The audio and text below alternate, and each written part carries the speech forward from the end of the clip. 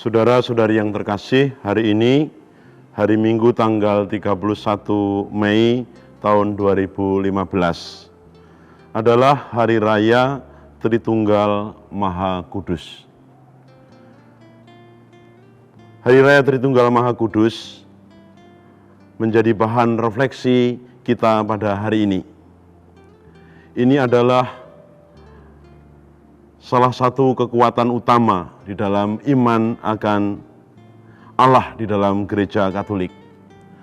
Namun sekaligus juga di dalamnya menimbulkan aneka macam persoalan yang cukup krusial bagi orang-orang yang mengimaninya, teristimewa ketika mereka berelasi dengan orang-orang yang tidak mengimani Allah Tritunggal Maha Kudus. Apa yang bisa kita renungkan berkaitan dengan hari raya ini? Saudara-saudari yang terkasih, Allah atau Yahweh yang dipahami, yang diimani oleh orang-orang Israel adalah Allah yang esa. Itulah yang dipahami oleh mereka. Orang-orang Israel seperti juga bangsa lainnya mengakui akan adanya pribadi yang melampaui kekuatan manusia. Dan inilah yang oleh Israel dikenal dengan Allah atau Yahweh. Mereka mengimani bahwa Yahweh itu adalah esa. Dan lebih dari itu, Allah Yahweh itu adalah misteri. Artinya bahwa manusia tidak akan sanggup mengungkap siapa itu Allah kalau Sang Allah sendiri tidak mewahyukan dirinya kepada manusia. Para saudara yang terkasih, dalam penjelasan tentang Allah Tritunggal, sebenarnya yang dijelaskan bukan soal berapa itu Allah, melainkan yang diberi penjelasan adalah soal bagaimana Allah yang esa itu berelasi, berkomunikasi dengan manusia. Orang-orang Israel sendiri mengajarkan seperti dalam bacaan pertama hari ini bahwa Allah itu adalah Allah yang esa, bahwa Allah itu senantiasa ingin dekat dengan manusia dan Allah senantiasa berkarya kepada manusia. Itu yang mereka rasakan. Dan bagaimana Allah yang esa itu mewahyukan diri? Kalau kita lihat di dalam sejarah keselamatan bahwa Allah ini menciptakan, Allah mengutus nabi-nabinya, dan seterusnya. Ketika Allah menciptakan manusia, kemudian manusia jatuh ke dalam dosa, maka relasi antara Allah dengan manusia ini menjadi terputus. Dan Allah mengutus nabi-nabinya di dalam membangun relasi ini. Sampai pada akhirnya Allah mengutus sabdanya sendiri. Jadi Allah itu punya sabda. Dan sabda inilah yang kemudian menjadi manusia, hadir dalam diri Yesus. Dan sebagai sabda yang telah menjadi manusia, Yesus berkarya. Yesus membawa hati Allah sendiri.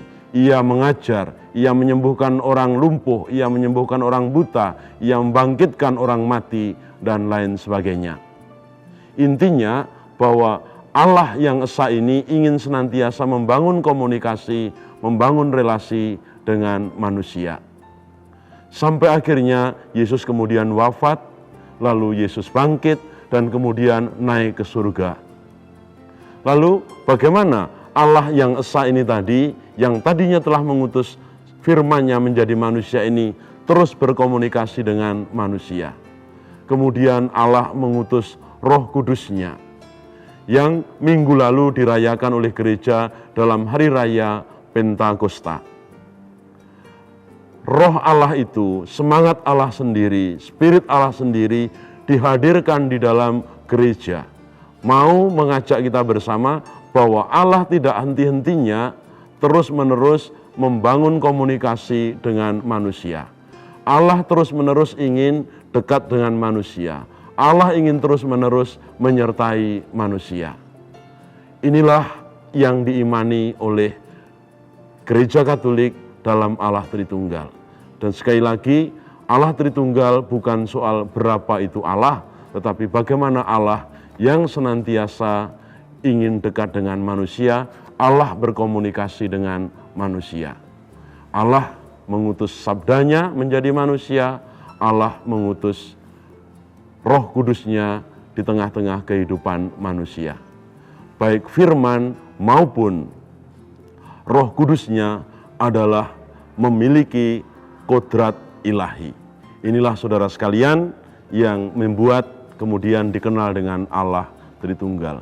Jadi bukan soal Allah tiga, tetapi bagaimana Allah itu terus-menerus berkomunikasi dengan manusia. Allah terus-menerus mengasihi dengan manusia. Dan inilah yang diminta untuk diwartakan oleh para murid. Para murid diminta untuk mewartakan kasih Allah itu kepada sesamanya. Sehingga setiap orang pun pada akhirnya merasakan cinta kasih Tuhan. Semoga saudara sekalian, misteri tentang Allah Tritunggal bukan menjadikan kita sekalian bingung, tetapi justru mensyukuri karena Allah ingin selalu dekat. Ia berkarya, Ia mengutus firman-Nya, Ia mengutus Roh Kudus-Nya. Semoga firman maupun Roh-Nya senantiasa menghidupi kita sekalian. Amin.